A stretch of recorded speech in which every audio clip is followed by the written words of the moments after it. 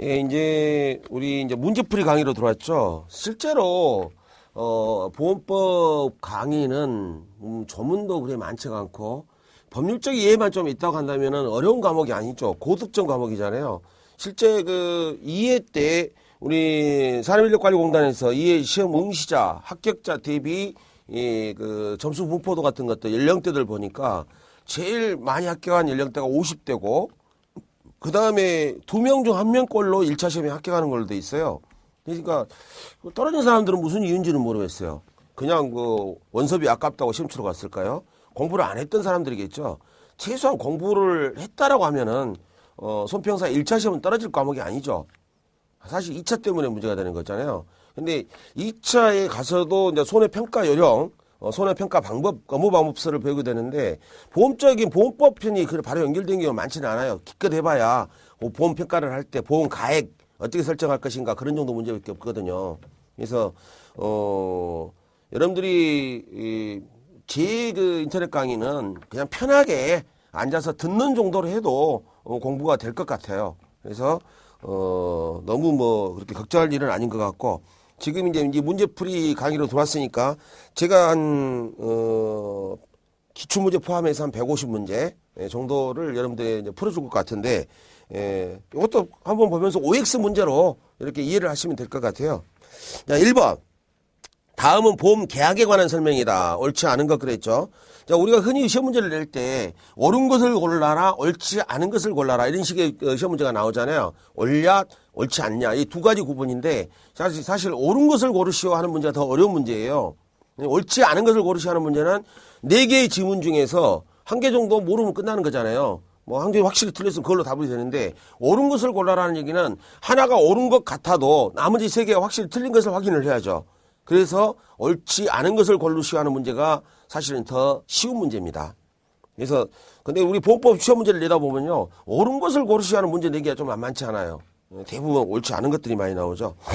1번에 보험 제도를 통하여 사고 방지하는 효과가 있을까요? 예. 보험 제도는 사고를 방지하는 제도가 아니죠.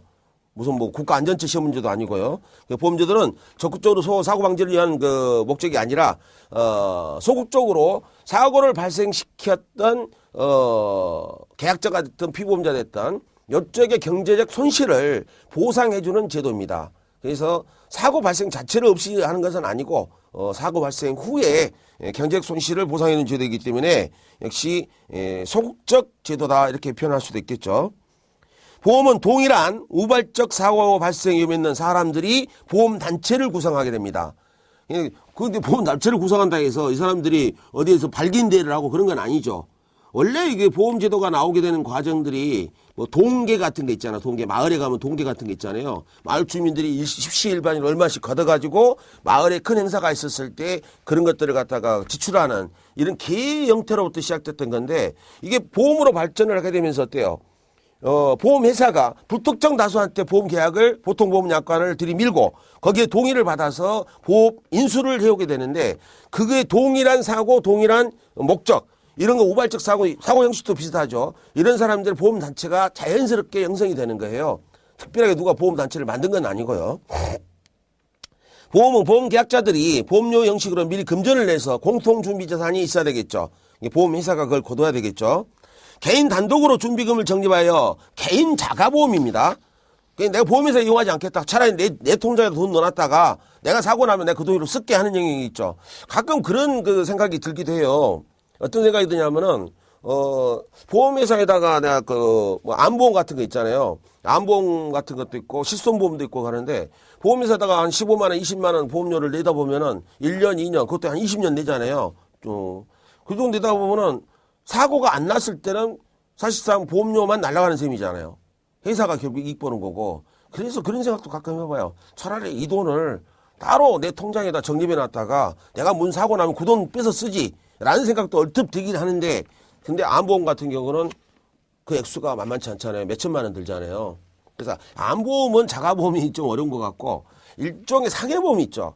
병원 입원료 이렇게 보상을 받는 거 있잖아요. 수술비용 보상 받는 거. 이런 것은 자가보험 형태로 해도 충분할 것 같은 느낌도 듭니다. 어찌됐든 개인 단독으로 준비금을 적립하여 예측할 수 없는 재해에 대비하고자 하는 제도가 자가보험인데 예, 이건 보험이 아니죠. 지 혼자서 하는 거니까 개인 적립이죠. 개인 적립. 예. 문제 2번에 보험 가입의 대상이 되는 위험 성질에 대해서, 자, 우연한 위험에 대해서 그 사고가 발생했을 경우에 보험회사가 책임지는 게 보험이잖아요. 그래서, 다수의 동질적 위험이 존재하게 된다. 응? 그러니까 여러 사람이 사고를 치는데 보험, 위험 형태가 비슷해요. 예. 그 다수 동질적 위험이 존재하게 되고 그 사고는 우연하고도 불확정한 사고여야 되지 객관적으로 확정된 사고로 보험을 들게 되면 무효가 됩니다. 그리고 불명확하고 측정 불가능한 위험이 되면 안 돼요. 보험회사에서 대수 법칙에서 위험 평가를 하게 되는데 측정 가능한 위험이 돼야 됩니다. 그래요. 그래서 명확하고 측정 보험 사고의 금액을 측정할 수 있을 정도의 사고가 있어야지 측정 불가능한 사고는 보험 대상이 될 수가 없죠. 그리고 보험사가 감당할 수 있는 사고여야 되는데 보험사가 감당할 수 없는 경우를 대비해서 재보험이 있잖아요.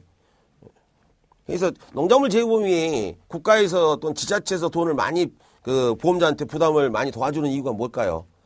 그 액수가 보험회사가 감당해야 될 보험 크기가 굉장히 커요. 보험료가 많아요. 근데 10%라니까 일반 수도작 보험 같은 경우 쌀, 뭐 벼, 일반 버섯류 뭐 이런 것들도 있는데 여하튼 지금도 농협에 가면은 그 농협 NH 손해보험이 있잖아요. NH 손해보험에서 농작물 재보험을 담당하고 있잖아요. 근데 일반 보험에서도 할 수는 있어요. 아마 커가겠죠. 근데 그 보험금의 약 80%는 국가 지자체에서 부담을 합니다.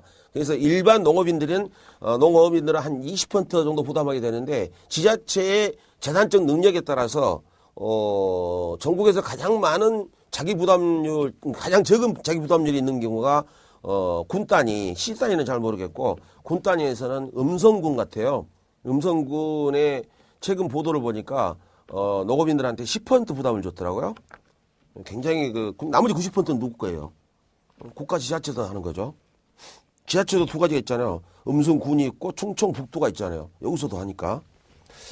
그 다음에 3번, 문제 3번. 보험 종류에 관한 설명. 물건보험과 인보험 부분은 보험 사고 대상. 이런 시험 문제는 좀 나오지 않을 텐데 이해를 시키기 위해서 만든 문제예요. 정액보험과 비정액보험은 보험금 지급 방법에 따른 구분이다. 화재보험, 책임보험, 상해보험, 상법상 손해보험에 속한다. 상법상 손해보험의 그 법률 분류표를 보면요. 상해보험은 인보험으로 들어가 있어요. 농작물 재보험도 손해보험이죠. 대수법칙, 이것도 시험 문제에 이렇게 출제되지는 않습니다. 여러분들이 이제 이해를 시키기 위해서 대수법칙이 뭐다. 그러니까 통계적인 어떤 그 위험의 평가를 하기 위해서는 많은 수의 기존 그 경험이 필요하다는 얘기죠. 많은 위험성에 대한 기존 경험이 되게 되면은 어떤 평균의 법칙이 발견된다는 얘기예요. 그래서 대규모 다수를 측정 관찰하게 되면은 거기서 어떤 평균적인 어떤 위험의 법칙이 발견된다. 예를 들자면은 우리 손은 생명보험에서 일반인들의 사망 나이가 있잖아요. 그것도 경험치에 의한 발견이에요. 어떤 한 사람만 따지면 그 사람이 50세에 죽을 수도 있고 100세에 죽을 수도 있어요. 그래서 평균치를 논할 수 없는데 대한민국 사람들의 뭐 평균 수명을 논하기 위해서 몇 년도부터 몇 년도까지 몇 세에 보통 죽었나 했을 때 남자 평균 수명은 75세, 여자 평균 수명은 84세 뭐 이런 식의 평균적인 법칙이 발견되는 것은 대수, 아주 큰 수의 모집단이 존재했다는 얘기입니다.